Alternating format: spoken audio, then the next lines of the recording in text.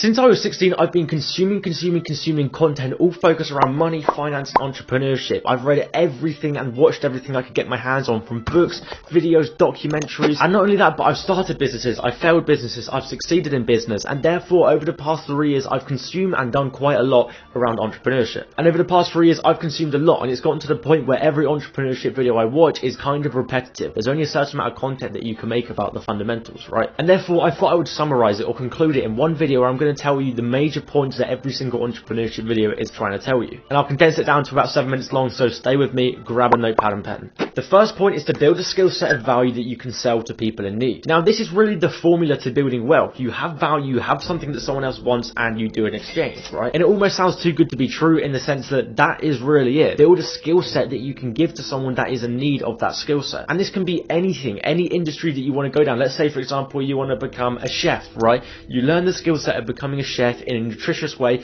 and then you can go and work for, I don't know, American football teams and cook for them. So you're providing value to them of your skill sets and knowledge, and they're giving you money in return. Not only are you an entrepreneur then, but you're also acquiring wealth. Sounds too good to be true, but it is the most important one. Go out of your way, take initiative, and develop a skill set that is in demand. The second thing is to educate yourself as much as possible. I know exactly how you're feeling, especially when you leave education as a whole and you're like, I don't have to learn anything anymore, but that's when your education journey should really start. Because throughout the whole of education, you're pushed down certain routes where it's like you have to learn math, science, English, whatever it is. Now you have the chance, the opportunity to learn whatever the fuck you want to learn about, which should be exciting. Whereas the majority of people now go on the back burners, don't want to learn anything else and evolve, and it's ridiculous. I mean, how are you going to grow and develop as a person if you don't continue to educate yourself? So educate yourself as much as possible within the industries that you're interested in, even the basics, finance, entrepreneurship, like learning how to deal with people. I mean, this is basic skills that are going to help you succeed so much in life. So go out of your way to educate yourself as much as possible. Read a book, watch videos, consume helpful content that are going to help you develop. Thirdly, your network is your net worth, and this is very similar to the saying that you're average of the 5 people that you hang around, but you don't really realize how important it is to have a network of aspiring people with a similar mindset to you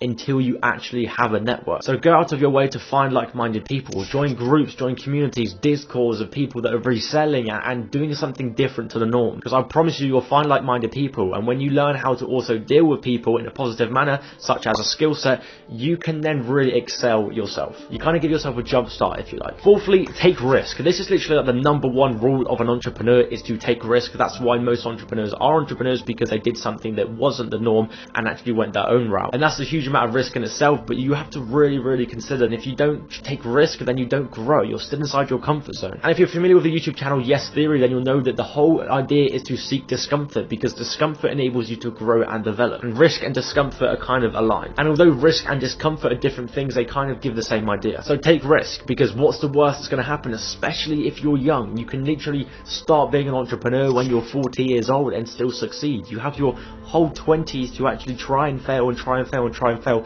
until you try something that works. Remember, it's a numbers game at the end of the day. The fifth one is to stop coming up with excuses. A person I love that talks about this a lot is a guy named Simon Squibb, because he literally walks up to random people in the streets, asks them if they ever consider starting a business, and then gives them the tips and tricks and money to help start a business. And whatever the objection they throw at him, saying I don't have the time or I don't know what to do, he gives them ideas. He basically shoves it down their throat of, you can do this, you can start an online business. And when you really strip away all the bullshit and all the fabrication of, oh, I can't do this because of X, Y, Z, you realize you can. There's nothing that's actually stopping you. You should just view every single reason you can't as an obstacle in which you need to get around. And if you feel like you have excuses and you're not fighting for your life and living on the streets, then you have no excuse. The sixth one is to be prepared to fail. You have to be ready to fail over and over and over again before you succeed. Remember, it's not that you're here, failure's here and success is here. It's that you're here, success is here, and failure is in the middle. It's part of the process. You have to go through failure to achieve success. So be prepared to fail, and for every failure that you encounter, just know that there's a learning lesson at the end of it, and that mindset is going to help you look at life in such a more positive way as a whole. The seventh point is to work smart, not hard. Now, entrepreneurs such as Alex Hormozi are fantastic at portraying this, and he said it in the best way possible. You know, there are some people that literally work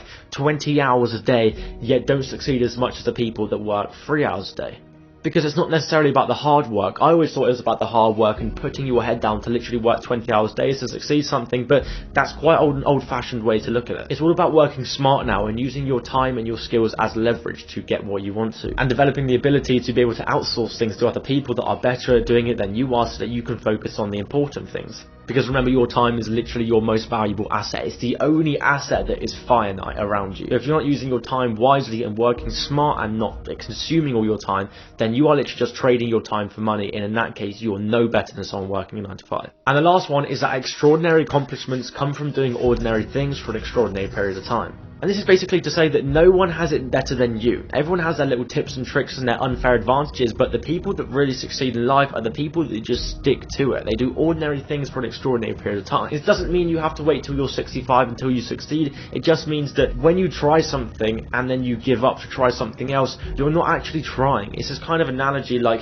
you go to a kitchen and you ask the chef to make your meal, right? And then the chef is preparing your meal and then you ask for something else. You're kind of just like delaying the inevitable. So you're never actually allowing for the meal to be cooked and for you to reap the success of the meal before you get impatient and you ask for something else. So you really do have to put a lot of time into it. And that is it, ladies and gents. That is what I found from the past almost 4 years of consuming content around entrepreneurship to be the most important factors to succeeding. So if you appreciate this video and you enjoyed, subscribe and look out for the next one. I'll see you later.